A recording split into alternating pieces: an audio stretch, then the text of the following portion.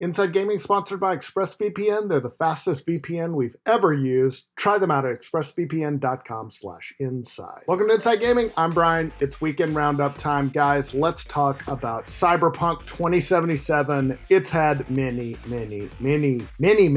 issues, but despite all of them, the boss of CD Projekt Red said they are committed to the game for the long haul. So this comes from joint CEO Adam Kicinski telling Reuters in a recent interview that the studio is committed to fixing glitches in Cyberpunk so that the game will be a long-term success. Makes sense. They got a lot invested in this, a lot of money, a lot of time, and their entire reputation as a company. So they really need to make a No Man's Sky out of this game. Kicinski said, "I don't see an option to shelve Cyberpunk 2077. We are convinced that we can bring the game to such a state that we can be proud of it and therefore successfully sell it for years to come." Yeah, if you shelve Cyberpunk, you're pretty much going to shelve CD Projekt Red. Now, you might remember that Sony took the extremely rare step of pulling Cyberpunk 2077 from their stores because the game was in such a bad state at launch, especially on consoles. Now, they are prepping for a return to the PlayStation Store as well. Kicinski said the new 1.2 patch that came out recently was a step toward the game's returning to the PlayStation Store. You might remember the 1.2 patch came out last month. It was massive. Among other things, it focused on police issues, focused on driving, added an unstuck feature. That's always good.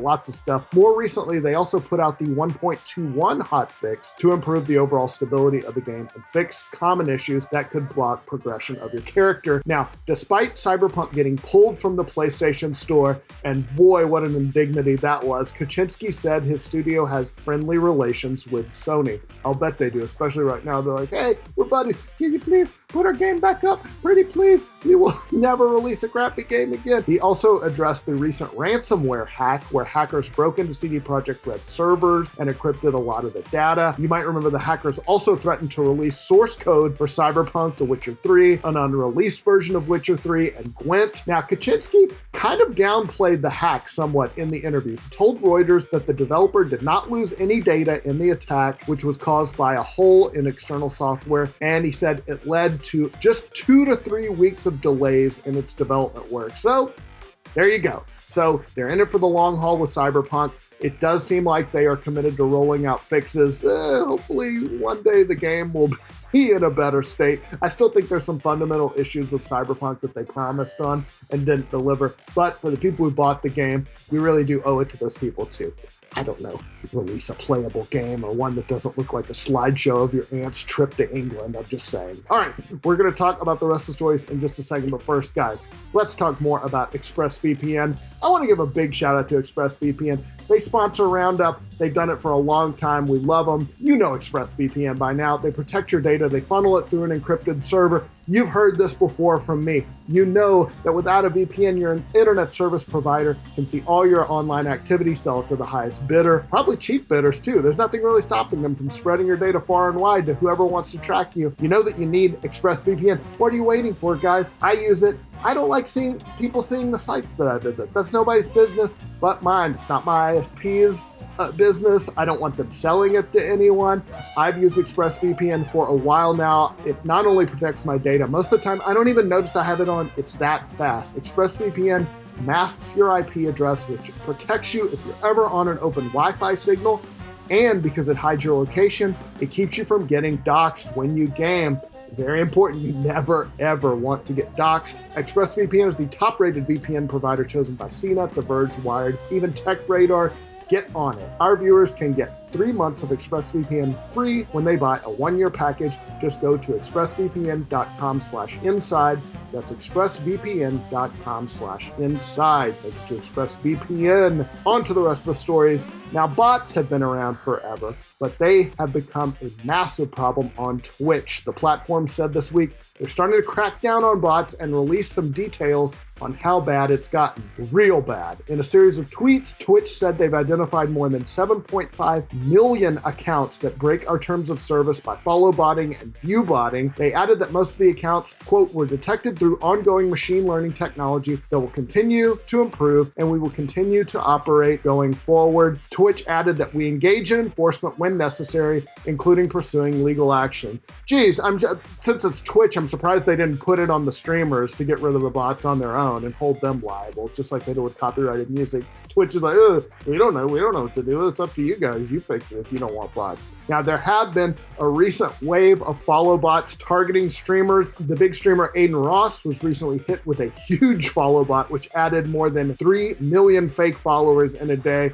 That's not good. That's just not a good thing. All right, when you think of Epic Games, you probably don't think of a company that's hard up for cash, but they recently got a big bag of it anyway, because why not? And the source of it, kind of surprising, Sony. You probably read that in the little title card when I started the story, but yeah, it's Sony. Sony recently invested $200 million in Epic. That was part of a larger $1 billion round of funding that Epic raised. It's not the first time Sony has invested in Epic. Last year, they invested $250 million into the Fortnite/game engine/game store giant. So Sony and Epic, they've already had a relationship as far as one person gives a lot of money and the other person says thank you very much. Epic CEO and founder Tim Sweeney said, "We are grateful to our new and existing investors who support our vision for Epic and the metaverse." Sony Group Corporation President and Chair Kenichiro Yoshida praised Epic and their revolutionary experiences. He added that we are excited to strengthen our collaboration to bring new entertainment experiences to people around the world. Oh, and speaking of Sony and Epic, they're also bringing Aloy from Horizon Zero Dawn into Fortnite as a character outfit for PS4 and PS5 right now.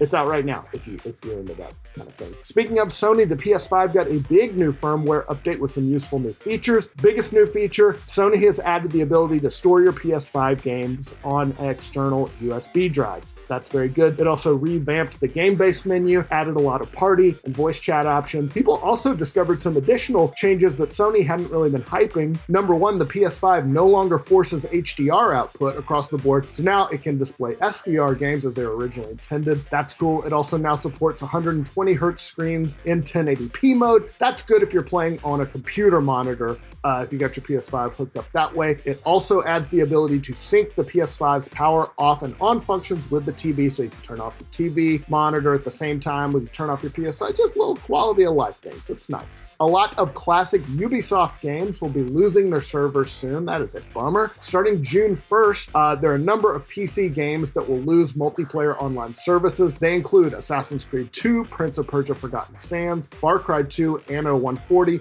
Might and Magic Clash of Heroes, Splinter Cell Convictions, The Settler 7, and Might and Magic X Legacy. Meanwhile, there are also going to be some PC, PS3, and Xbox 360 games going offline at some point later this year. They include Ghost Recon Future Soldier, Rainbow Six Lockdown, Rainbow Six Vegas 2, and Rainbow Six Vegas. Of course, obviously, solo features for these games will remain available. What's going to go down, obviously, since the servers are multiplayer services, also any in-game news and player stat services will also be shut down. All right, time for a 5-second review.